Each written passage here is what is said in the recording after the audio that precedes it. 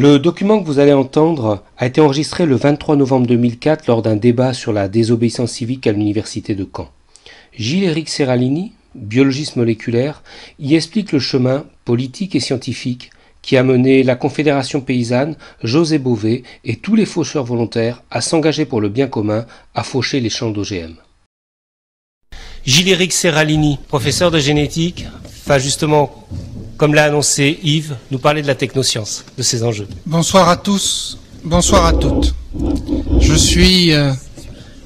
ne suis pas généticien, mais biologiste moléculaire, et j'enseigne et je fais de la recherche à l'université de Caen. Je voudrais simplement vous dire qu'à l'heure où nous nous parlons, plusieurs avenirs sont possibles pour le futur de la biosphère et de l'humanité, pour plus ou moins de misère, plus ou moins de maladies, plus ou moins de pollution. Et nous tenons le volant de ce qui va se passer. C'est à nous de réagir plus ou moins vite. Simplement peut-être pour illustrer cela, une expérience. Et modestement, je parlerai de celle que je connais de près, c'est-à-dire la mienne. Comment je suis venu à rencontrer un homme comme José Bové, un homme comme François Dufour, un homme comme Gilles Luneau. Je suis un scientifique, je m'occupe de biologie moléculaire, je l'enseigne, et j'ai été, et je suis toujours convaincu des potentialités du génie génétique et de la recherche. Cela est naturel, et cela m'a amené à m'intéresser de près au dossier des OGM et à y croire. J'étais ce qu'on pouvait appeler un pro-OGM.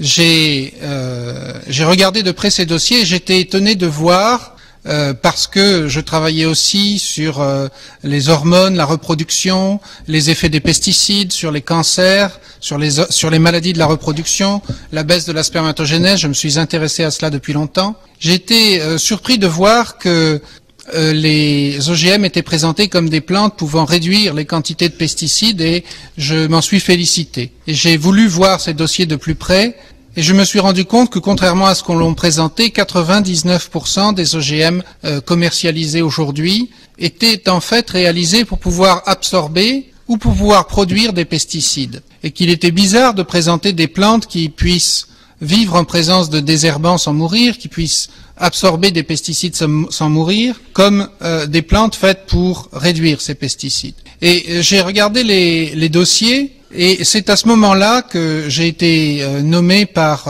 le gouvernement, après avoir fait un appel de scientifiques et de médecins pour plus de recherches sur les OGM, pour en voir les conséquences secondaires. J'ai été nommé dans 2 commissions pour étudier les effets des OGM sur la santé. 2 commissions qui sont la commission du génie biomoléculaire et le comité provisoire de biovigilance, et puis ensuite par l'Europe pour évaluer dans le cadre de la plainte à l'OMC des États-Unis, eh bien les dossiers d'expertise des OGM. À ce moment-là, dès 97, j'ai reçu un coup de fil de la Confédération paysanne européenne qui m'a dit mais Monsieur Seralini, venez, on va faire un débat. Il y a un débat au sein de notre syndicat. Certains sont plutôt pour les OGM, disons qu'ils voudraient bien réduire les pesticides et ils pensent que ça peut faire partie de l'agriculture durable. Et j'ai discuté avec certains d'entre eux qui me disaient ça. Et puis il y avait José Bové et d'autres qui n'étaient pas pour. Et moi j'ai dit je veux bien, mais qui est mon contradicteur? Et les membres de la Confédération paysanne avaient invité Philippe Gay de Novartis, le père du maïs transgénique, un scientifique lui aussi de Suisse, et nous avons débattu 1 heure chacun, puis nous avons parlé 1 heure chacun, puis 1 heure de débat. Et la Confédération paysanne européenne l'a beaucoup questionné, et là j'ai rencontré en juin 97 José Bové et ses collègues, et je voudrais rendre hommage à un syndicat qui a su organiser un débat contradictoire avant de prendre parti. Je voudrais souligner qu'aucun autre syndicat ne l'a fait au niveau des syndicats agricoles, et certainement pas la FNSEA. Je voudrais le souligner tout d'abord.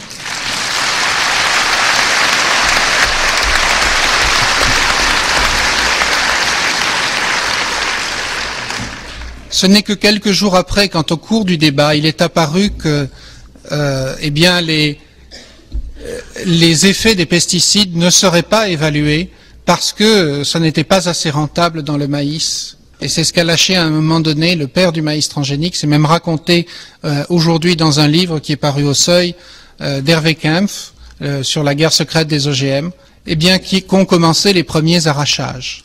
Et aussi, quelques temps plus tard, les arrosages de semences à Agen. Nous étions en juin 97.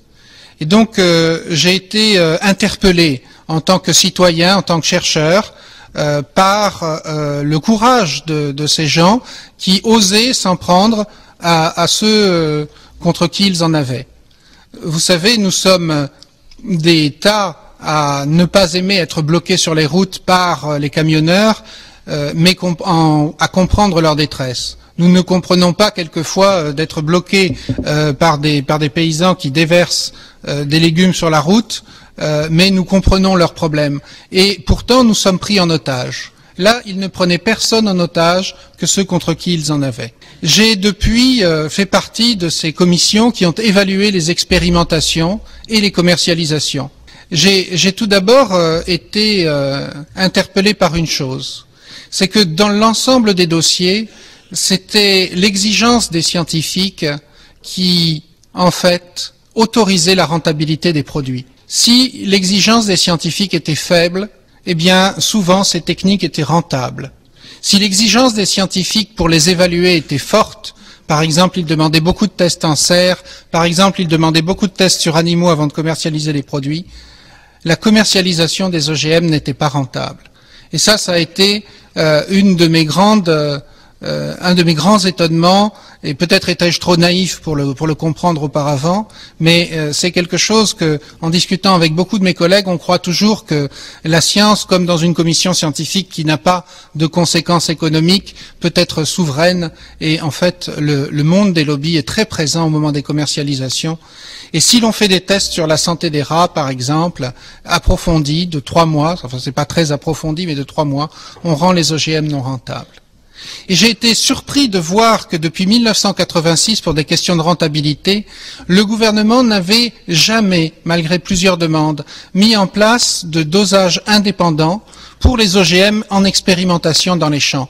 Ce qui fait qu'aucun paysan ne pouvait savoir s'il était contaminé ou pas.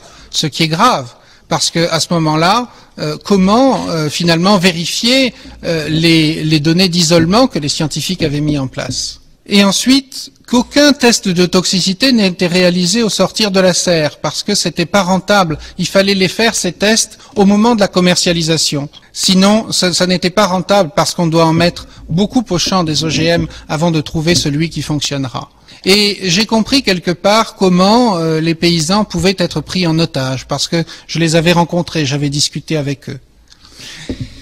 On peut donc, dans le monde d'aujourd'hui, se rendre compte qu'il est particulier de mettre un paysan en prison pour avoir fauché un champ parce que c'est la première fois que cela arrive depuis le temps des rois.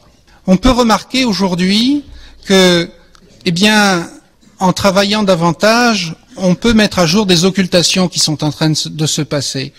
Nous avons, avec un certain nombre de collègues qui jugions l'évaluation insuffisante, qui étions surpris par ces lacunes pour des raisons économiques, qui étaient expliquées par des raisons économiques par les lobbies eux-mêmes, eh bien, nous avons demandé les dossiers d'évaluation des OGM expérimentaux pour nous rendre compte que, après avoir revendiqué pendant longtemps les premiers tests, nous avions fait une pétition pour plus de recherche sur les OGM. Après avoir revendiqué pendant longtemps les premiers tests de 3 mois sur rats, eh bien, il y avait des effets significatifs sur la santé dans plusieurs cas, dans au moins 4 OGM qui sont en voie de commercialisation ou à peine commercialisés en Europe depuis que le moratoire est levé. C'est la première fois qu'on fait ces tests, puisque sur la première vague d'OGM qui ont été autorisés en Europe en 98, ces tests de 3 mois sur rats n'existaient pas.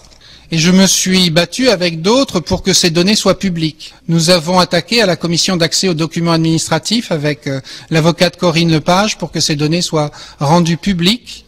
Et cela a été publié le 23 avril 2004 dans la page 10 du Monde. Mais simplement les données autour des délibérations sur ces tests qui admettent qu'il y a des effets significatifs sur la santé. Et aujourd'hui, on est encore en train de demander que les tests eux-mêmes soient publiés. Il y a donc quelquefois des actes de désobéissance qui sont nécessaires quand on désobéit au lobby pour obéir à la vie. Et je dois vous dire qu'en ce sens, eh bien, j'ai beaucoup de respect pour ceux qui, comme José Bové, obéissent à la vie. Merci.